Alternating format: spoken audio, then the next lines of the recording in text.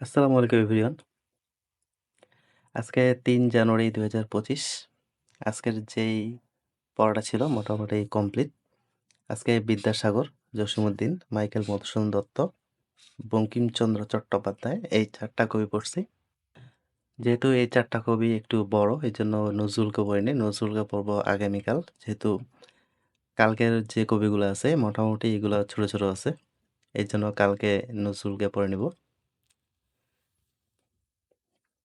তো আজকে বাংলা সাহিত্য ৩য় দিন চলতেছে।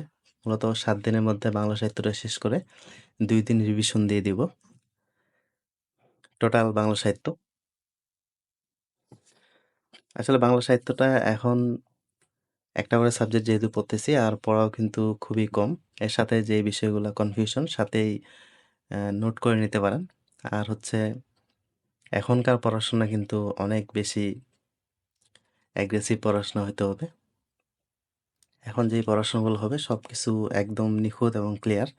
এরপরে কিন্তু এত বেশি নিখুঁত পড়াশোনা বা এত ক্লিয়ারলি পড়াশোনা করার কিন্তু সময় পাওয়া যাবে না। এরপর হয়তো বাংলা সাহিত্য শুরু করলে ৩ দিনের মধ্যে বাংলা সাহিত্য শেষ করতে হবে। তখন কিন্তু খুব দ্রুত পড়াশোনা হবে। এখনই নোট করার বা যে বিষয়গুলোতে কনফিউশন, এই বিষয়গুলো একটু নিজে, নিজে ক্লিয়ার হওয়া আর পর্যাপ্ত সময় দেওয়া। একটা সাহিত্যিক পড়ার পরে নিজে, নিজে যদি চোখ বন্ধ করে যদি এই সাহিত্যিকগুলার কাব্যগ্রন্থ, উপন্যাস, আত্মজীবনী এগুলা যদি নিজে, নিজেই যদি থিংকিং করা না যায় তাহলে বুঝতে হবে যে আপনার পড়াটা তেমন একটা ক্লিয়ার হয়নি। এজন্য বারবার করে পড়ে নিতে হবে। যতক্ষণ পর্যন্ত না আপনি পুরা কবি সাহিত্যিকটা পড়ার পর নিজে, নিজে যখন আপনি চোখ বন্ধ করে বিষয়গুলা ক্লিয়ার হতে না পারবেন, অতক্ষণ পর্যন্ত আপনাকে ভালো করেই পড়তে হবে। তো আজকে যেই ৪ টা কবি পড়ছি, তার মধ্যে ১ম টাই হচ্ছে ঈশ্বরচন্দ্র বিদ্যাসাগর। আসলে ঈশ্বরচন্দ্র বিদ্যাসাগর থেকে প্রশ্নগুলা কিরকমভাবে হয়, এই বিষয়টা আগে জানা জরুরি। ঈশ্বরচন্দ্র বিদ্যাসাগর থেকে সবচেয়ে বেশি প্রশ্নগুলো আসছে হচ্ছে মৌলিক গ্রন্থ থেকে। ৪৬তম বিসিএসে আসছিল রত্ন পরীক্ষা। আর আত্মজীবনী ৩৫তম এবং ৩৮তম বিসিএসে আসছিল। তাছাড়া ঈশ্বরচন্দ্রের যে প্রাথমিক জীবন আছে, এই প্রাথমিক জীবন থেকেও প্রশ্ন আসছিল। তো এখানে অনুবাদ গ্রন্থ প্লাস মৌলিক গ্রন্থ আর হচ্ছে আত্মজীবনী এই ৩ টা টাইপেরই পড়াশোনা আছে। এগুলা খুব ভালো করে পড়ার কোনো বিকল্প নাই। আর প্রিভিয়াস যে প্রশ্নগুলো আছে এগুলা একটু মোটামুটি মুখস্থ করে নিতে হবে। তাহলে ঈশ্বরচন্দ্র বিদ্যাসাগর থেকে যদি প্রশ্ন আসে তাহলে ইনশাআল্লাহ পারা যাবে। মাইকেল মধুসূদন দত্ত। মাইকেল মধুসূদন দত্ত পড়াটা মোটামুটি ভালোই বড় আছে। MP3 বইয়ে যদিও একটু কম মনে হয় কিন্তু এখানেই অনেক বেশি ইনফরমেশন দেওয়া আছে। মাইকেল মধুসূদন দত্ত থেকে যেভাবে প্রশ্নগুলো আসে, তো এখানে প্রশ্নগুলো আসে যে মাইকেল মধুসূদন দত্তের নিচের কোনটি কাব্যগ্রন্থ? আসলে কাব্যগ্রন্থ, নাটক, তারপরে কবিতা এই টাইপের বিষয়গুলো থেকেই প্রশ্ন আসে। আর যে আরেকটা বিষয় থেকে প্রশ্ন আসতে পারে সেটা হচ্ছে যে বিখ্যাত যেই কাব্যগুলো আছে বা নাটক বা মহাকাব্য এগুলার কিন্তু সালগুলা একটু মনে রাখতে হবে। তাছাড়া মাইকেলের তো প্রাথমিক জীবনটা একটু পড়তে হবেই। এখানে কিন্তু অনেকগুলা প্রিভিয়াস প্রশ্নও আছে। প্রিভিয়াস প্রশ্ন প্রায় এখানে ৮১ টা প্রশ্ন আছে। ৮১ টা প্রশ্ন যদি পড়া থাকে তাহলে মাইকেল সম্পর্কে অনেক কিছু ধারণা হয়ে যায়। তাহলে আর কিন্তু মাইকেল সম্পর্কে তেমন একটা কিছু জানার থাকে না। ৮১ টা প্রশ্ন যদি জানা থাকে প্লাস মাইকেল সম্পর্কে যদি বিস্তারিত ওদিকে জানা থাকে তাহলে ইনশাআল্লাহ মাইকেল মধুসূদন দত্ত সম্পর্কে যদি প্রশ্ন আসে পারা যাবে। বঙ্কিমচন্দ্র চট্টোপাধ্যায়। ১ম এই প্রাথমিক জীবনটা অবশ্যই ভালো করে পড়ে নিতে হবে। তারপরে কাব্যগ্রন্থ, উপন্যাস, প্রবন্ধ আর হচ্ছে প্রবন্ধ সংকলন এগুলা ভালো করে পড়তে হবে। আসলে বঙ্কিমচন্দ্র থেকে প্রশ্নগুলো কিভাবে আসে? বঙ্কিমের প্রশ্নগুলো আসে ৩ ভাবে। এক হচ্ছে কোনটি উপন্যাস, প্রবন্ধ বা কাব্য সংকলন এই টাইপের। আর দ্বিতীয়ত হচ্ছে যে কিছু কোটেশন টাইপের যেগুলা বাংলায় উক্তি যেমন কপালকুণ্ডলা নবকুমারকে উদ্দেশ্য করে বলেছিল যে, "পথিক তুমি পথ হারিয়েছ।" এটা কে বলেছিল এবং কোন কাব্যগ্রন্থ থেকে কাব্যগ্রন্থ বলা হয়েছিল এই টাইপের। আর হচ্ছে যে উপন্যাসগুলা আছে যে কপালকুণ্ডলা কোন ধরনের উপন্যাস? এই টাইপের। আরেকটা হচ্ছে যে এখানে কপালকুণ্ডলা, তারপরে দুর্গেশ নন্দিনী আর হচ্ছে কৃষ্ণকান্তের উইল এইগুলা এইগুলা সম্পর্কে কিন্তু বিস্তারিত পড়ার সাথে, সাথে এগুলাতে দেখতে হবে যে আসলে এদের চরিত্রগুলা কে আছে।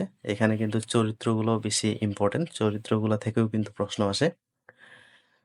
আর এখানে যেগুলা বিখ্যাত আছে কাব্যগ্রন্থ বা প্রবন্ধ সংকলন এগুলার সালগুলা অবশ্যই মনে রাখতে হবে। তাহলে এখানে প্রশ্ন কিন্তু এগুলা টাইপ থেকেই প্রশ্নগুলা আসে। আর বঙ্কিমচন্দ্র যদি বিস্তারিত এখানে পড়া যায়, তারপরে যদি এখানে যতগুলা এমসিকিউ দেওয়া আছে, যদি এমসিকিউ গুলা ভালো করে পড়া যায় তাহলে একটা হিউজ প্রিপারেশন হয়ে যায়। এর থেকে বেটার বা এর থেকে ভালো প্রিপারেশন আসলে আর হয় না। তো এভাবেই যদি প্রিপারেশন নেওয়া যায় তাহলে ইনশাআল্লাহ বঙ্কিমচন্দ্র থেকে খুব ভালো একটা প্রিপারেশন হয়ে যাবে। তারপরে সর্বশেষ ৪ নাম্বার কবি হচ্ছে জসীমউদ্দীন। ১ম এই জসীমউদ্দীনের প্রাথমিক জীবনগুলো অবশ্যই ভালো করে পড়ে নিতে হবে। তারপরে এখানে যে টাইপের প্রশ্নগুলো আসে সেগুলা একটু খেয়াল রাখতে হবে যে আসলে কি টাইপের প্রশ্নগুলা আসে। এখানে তেমন কিছু ঘুরায় পেঁচায় তেমন একটা প্রশ্ন আসে না। ডিরেক্ট প্রশ্ন আসে যে আসলে কোনগুলা কাব্যগ্রন্থ, কোনগুলা গানের সংকলন, গল্প সংকলন বা আত্মজীবনী, ভ্রমণ কাহিনী, উপন্যাস এগুলা কিন্তু বলে দেয়। নিচে ৪ টা অপশন দিয়ে বলে দেয় যে কোনটা উপন্যাস বা কোনটা আত্মজীবনী।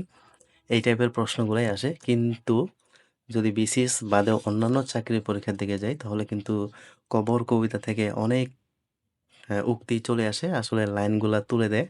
তুলে দিয়ে আসলে বলে যে এই কবিতার লাইনটা কোন কাব্যগ্রন্থ থেকে নেওয়া হয়েছে বা কোন কবির লেখা। তো এই টাইপেরই প্রশ্ন আসে অন্যান্য চাকরির পরীক্ষায়। আর বিসিএস এ ডিরেক্ট প্রশ্ন আসে যে কোনটা নাটক, কোনটা উপন্যাস। আজকে যে ৪ টা কবি পড়লাম মোটামুটি এই ৪ টা কবির পড়াশোনা ছিল একটু বড়। আর এই ৪ টা কবি প্রত্যেকটা বিসিএসই খুবই গুরুত্বপূর্ণ। প্রতিটা কবিয়ে ৩ থেকে এমনকি ৩ থেকে ৪, ৫, ৬, ৭ বার পর্যন্ত প্রশ্ন আসছে। ৩৫ থেকে ৪৬তম বিসিএস পর্যন্ত। এজন্য এই ৪ টা কবি থেকে আশা করা যায় ৩ থেকে ৪ নাম্বারও কমন পড়তে পারে। তো obviously ২ থেকে ৩ নাম্বার কিন্তু আসার সম্ভাবনা প্রবল। যেহেতু ঘুরে ফিরে এই কবিগুলা থেকেই কিন্তু প্রশ্নগুলা আসতেছে। বিসিএস এর প্যাটার্ন তো আর হুট করে চেঞ্জ হয়ে যাবে না যে এখন এগুলা থেকে আসতেছে, এগুলা এখন বাদ দিয়ে নতুন কোনো কবি কিন্তু এড হয় না। আসলে কিছু কবি থাকে যেগুলা থেকে বারবার প্রত্যেকবারেই প্রশ্ন আসে। আর কিছু ২-১ টা কবি থাকে যেগুলা থেকে কিন্তু প্রশ্ন তেমন একটা আসে না। নতুন কিছু কবি থেকেও প্রশ্ন আসে কিছু। আজকে এই ৪ টা কবি পড়ছি। যেহেতু এগুলা পড়া ছিল। একবার যেহেতু বিসিএস সিলেবাস শেষ করছি, তো এই কবিগুলো সম্পর্কে মোটামুটি ধারণা আছে। এই কবিগুলা এখন যথেষ্ট সময় নিয়ে পড়তেছি আর আইডেন্টিফাই করার চেষ্টা করতেছি যে আসলে ল্যাকিংস গুলো আমার কোথায় আছে। কোন জিনিসগুলাতে আমি একটু কম মনে রাখতে পারতেছি। ওই জিনিসগুলো একটু বেশি করে বারবার করে পড়ার চেষ্টা করতেছি। আর কিছু জিনিস লেখারও চেষ্টা করতেছি নোট আকারে যেটা খুবই সংক্ষিপ্ত। কারণ পুরা বই আসলে নোট হয় না। নোট হয় ওই বিষয়গুলা যেগুলাতে একটু প্রবলেম তৈরি হয়। ওইগুলা একটু নোট করে রাখতে হয়। জাস্ট ঐরকমই নোট। আর সবার নোটের সাথে সবার কিন্তু মিলে না। কারণ আমার যে জায়গাটাতে প্রবলেম হয়তোবা অন্যদের ওই জায়গাটাতে প্রবলেম না, অন্য জায়গায় প্রবলেম হতে পারে। এজন্য একেকজনের নোটের সাথে আরেকজনের নোট মিলবে না। তো বইয়ে যেগুলা দেওয়া আছে সবগুলাই যদি তুলে নেন তাহলে আসলে ওটা নোট হয় না। তো আজকে এই ৪ টা কবি পড়ছি।